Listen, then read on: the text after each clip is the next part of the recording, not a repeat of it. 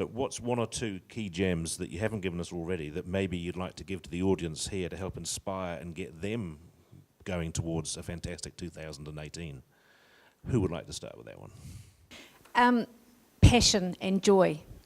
Every day, if you're not getting up in your business, and it doesn't matter what it is, it could be painting white lines, but it should be with purpose. And if you're privileged enough to have passion as well, then it's a great environment. But everything you approach should be based on passion, kindness, in all circumstances where you can do business with another person, do it with graciousness. Money's great, but it's not actually why people come back to you. It's not why you've got your repeat clients. Your repeat clients come back because they were made to feel valued, because you were a gracious person, and even if it's actually you're in Pack and Save and I'm visiting your store, I will, when I can, engage with the person that's serving me. I'll engage with the lady that's behind me who's in her 80s and she's got a cask of wine and 2 loaves of bread in her trolley, and you go, oh my God, that looks like the perfect breakfast. So you engage with people because that brings joy. Yeah. So I like breakfast like that. It's the hill thing. It's what we do. So I think for me that the gem is seek passion and seek joy and just be gracious. If you can, then opportunities will come. So that's for me. Thanks, Sally. Glenn, a gem or two? Yeah, I just want to hop in. If Sally's perfect breakfast is 2 loaves of bread and a cask of wine, I've got to get her up into bottled wine. It's recyclable. No, but I can sleep on the car.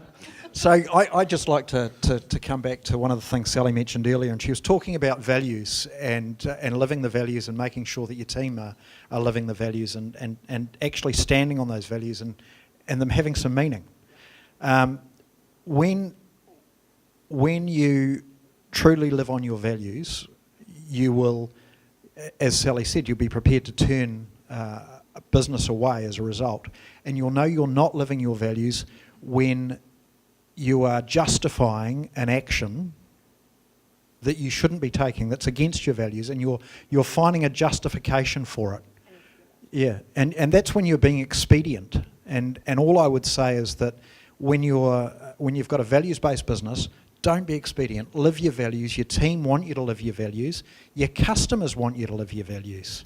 And you will feel much better living your values and running your business that way. The other thing I'd like to touch on, and I'm, as I said earlier, we're exiting the business this year. 41 years in supermarkets, it's time for me to get out. And every lifespan, every career has a lifespan, and when I grow up I'll find out what I want to do. But I think you've got to have fun. If you're not having fun going to work every day, then you're doing the wrong thing or you're doing something wrong. And change your business, change the way you operate to have fun, because life's for living.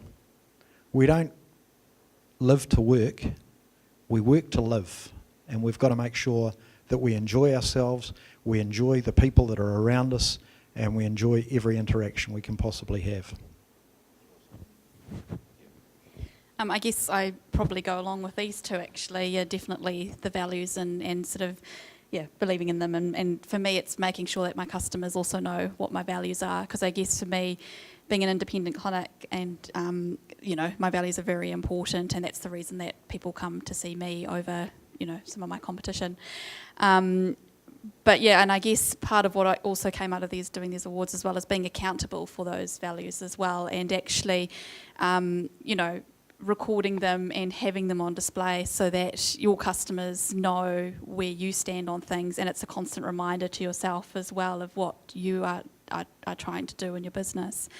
And I guess which kind of ties into that is the sort of a bit what Glenn said about having fun, as well as making time for yourself as well. I guess with businesses we tend to work very, very hard, and if you don't take that time out to actually just recharge, you will burn out. And even if that means putting it in your diary so that you have that time allocated as part of your schedule, because as Glenn said, it's very important about having that balance. Yeah. Lucky last. For me, is I guess Jim's was I started off really small, risk adverse.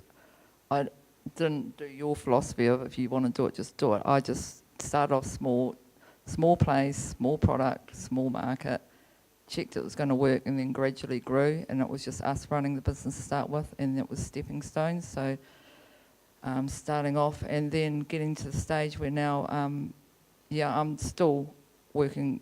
I go to sleep at night thinking about what we can do, ways to improve. So it's never like just sitting back hoping that things will just carry on. You've got to change. You've got to keep up to date with what's going on around you and be ready for the next phase. So that would be me.